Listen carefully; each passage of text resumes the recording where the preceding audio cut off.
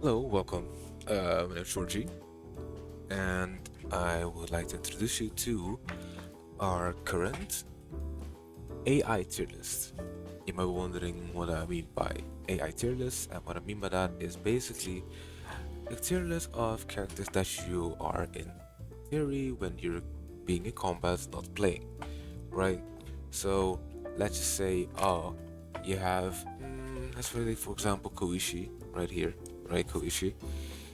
Does Koishi fulfill his role as he should be if you're not playing him manually? Yes or no? And that's what the tier list is currently about.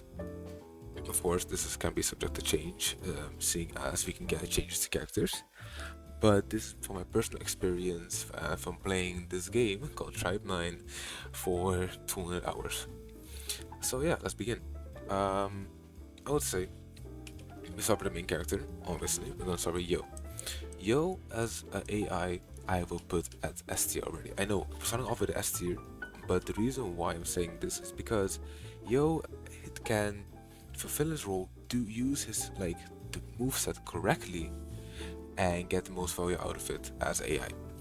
Since he uses secondary in and then does primary attacks in between, and then uses strategy skill, which gives a lot of break value, plus if you have his passive 2, gives healing as well. So he as an AI is really good to use if you don't want to play him as your main character. But so I would rank him already for this case scenario S tier. Next up we have Suki. Suki has a special place, realistically speaking, because she gives a lot of value to the team, well, not even having to be played, but because of that, as an AI character, she is a bit wonky in my opinion. She can be really good, right? She can be really good as AI, and she does use her tools well. So I would personally put her not at S tier, but probably like an A tier character for like AI. So you don't have to mainly play her, but she's still very useful and very handy when it comes to it, as well as having on the team means you get free crit, and we just love free crit. And now next up we go to, I guess we just go to the list now because these are the main characters that we got. AG. AG is pretty interesting because AG as a character as a whole fulfills what he needs to do. He does use a strategy skill, which is the most important thing for him to take aggro and give everyone in the AoE a support, basically, right? Give them more crit, and that's basically his buffing. Because he fulfills his role pretty well, I will put him above Suki as he is still a really good unit altogether. For that reason, as AI. Enoki. Enoki is kind of rough when it comes to AI because she doesn't fully utilize her kit, as she is a damage dealer that takes away her own HP. Because of that, I would probably put her in realistically a B tier because she's just not that great as AI, and you would rather have the main player than have her as AI, realistically speaking. Senju also kinda falls off in the category because he doesn't really utilize Kid very well. He does use his shield, but basically speaking, you depends on what we ask, right? For his break values to get the most out of it, you want to manually play him. But as AI, he doesn't really do that, so I would consider him as also a B tier. Geo, on the other hand, is actually really good as like an AI because he can consistently proc his poison or his venom in this scenario, and has makes it so when it does it right that you don't have to worry about, oh, I need to apply my venom and this and that. He just does it on his own. He just makes sure that he procs it, makes an explosion off it, and he never have to in reality use it manually. So I will, because of that, put him at S tier. It's lower than Yo because Yo's AI is a bit better than Geo's, but it's not a bad AI altogether. Kazuki, um, also when this goes up, he'll most likely be out.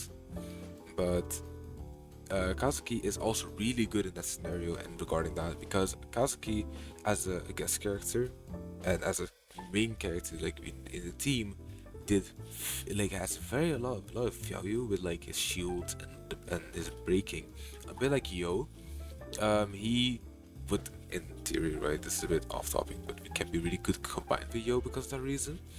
But Kazuki's AI is probably, if not one of the best in the game. So I will also put him, like, I would put above Geo, but under Yo. So also an S tier. Koichi as interesting case because Koichi utilizes kit pretty well. I guess his secondary like attacks are like consistent off as it should be doing. The main issue that I'm having with it is that if he has his healing as AI, he will a lot of times heal you at a percentage where like you're not in a critical situation, then which like is, let's say, 75%.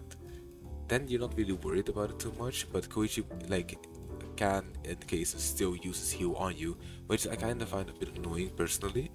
Um, and in my opinion, that's why I wouldn't put him I wouldn't put him S because of how good he is, but he would go like here between AG because AG is a bit better, and I like Koichi's AI more than Suki.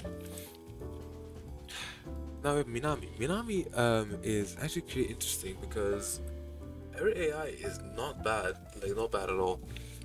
She can provide shields, she provides healing, and you don't really have to worry about it too much, and it's more consistent than Koichi with healing. So because of that reason, I will personally put Minami above Koichi. It's really good as AI and pretty useful, and she utilizes kit like as one of the better ones out of the bunch, relatively speaking. Miyu is actually pretty interesting because I would put Miyu unironically right here as a low S tier because she can farm her crystal pretty like consistently pretty well. The main issue is that when a Gyugo gets an enemy that moves a lot, the AI doesn't really like, not I would say function, but it doesn't really correlate that in a like in quick enough time to get the full value out. So if you would break, for example, and you would need to have her ult, then it would sometimes not like be consistent because you couldn't be able to get her ult in real time speed, you know. But still, without it, even being she has really good AI for what she does and can reposition at appropriate speed on a crystal to get her ult off. So I would rank her low S. Q is an unfortunate case where his AI is not really doing that well because the main playstyle of Q is using his primaries and his strategy skills a lot, but the AI doesn't really follow that logic and uses the secondary at a very good amount of time. Because of that, I would put Q at a B tier. He does better than Enoki in that regard, but it's not great. It's not great, right? Um, you rather have um, you'd rather have yourself playing Q manually than in reality as AI. Now Saigo, or Roku as he was called, Roku is interesting because his AI is not that bad actually. I would put Roku's AI over here in A tier, but the reason why I put him at 18 and a bit lower 18 than Koichi is because there is downtimes on Koichi. Not Koichi, sorry, Raiko or Roku. My bad completely. Roku. The reason why I'm saying that is because the downtime on Roku is basically when he, at the best boss is staggered, for example, he just stands there. I don't know why he does this, but there's been cases where he just stands there and doesn't really do anything. Um, Even though the boss is staggered and he can't really attack. So because of that, he's a bit wonky, but he utilizes his kit well as he needs to be. So I will put him at a low A tier.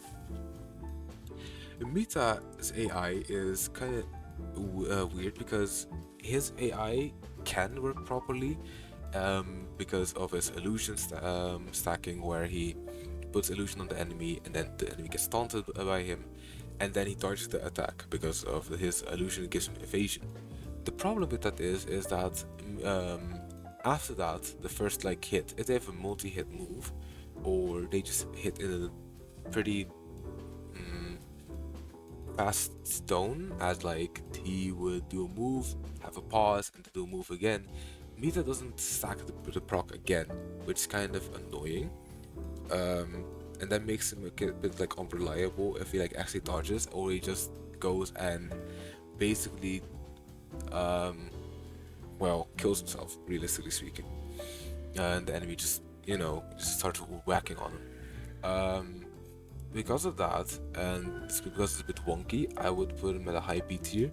It's not horrible, but it's not great either. He still uses Kit more, but it's just after like the first initial like illusion, the AI starts like not processing completely what's happening.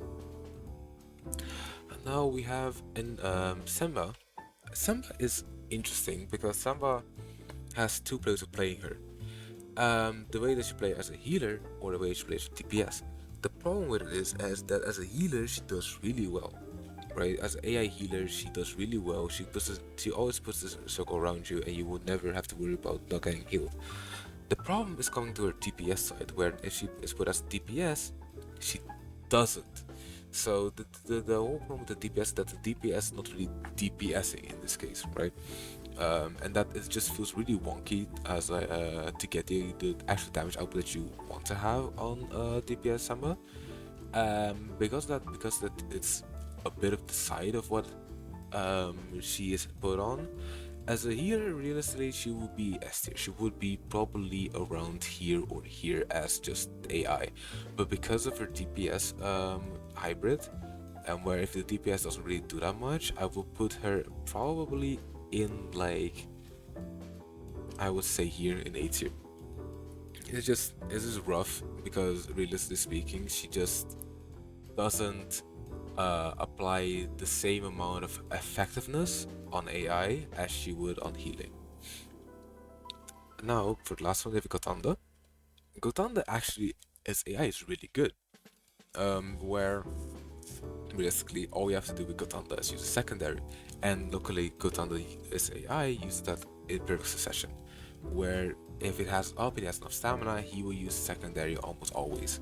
There are cases where he uses bomber case for the strategy skill, but he most of the time uses his secondary, and because of that he does really well, and I will put him at a low S tier. And yeah, that's currently my tier list for all the AI characters in the game. Here and there can be changes made if we get maybe some slight pseudo buffs to characters, but realistically speaking, this is what I would put the tier list as from my own experience. Of course, you can't disagree with this. It's open. If you want to make one yourself, you can. But yeah, this is my take on it, and I hope you enjoyed, and I'll see you in the next one. I stream daily, so hey, come by, have a chat, and I'll see you in the next one. Ciao, ciao.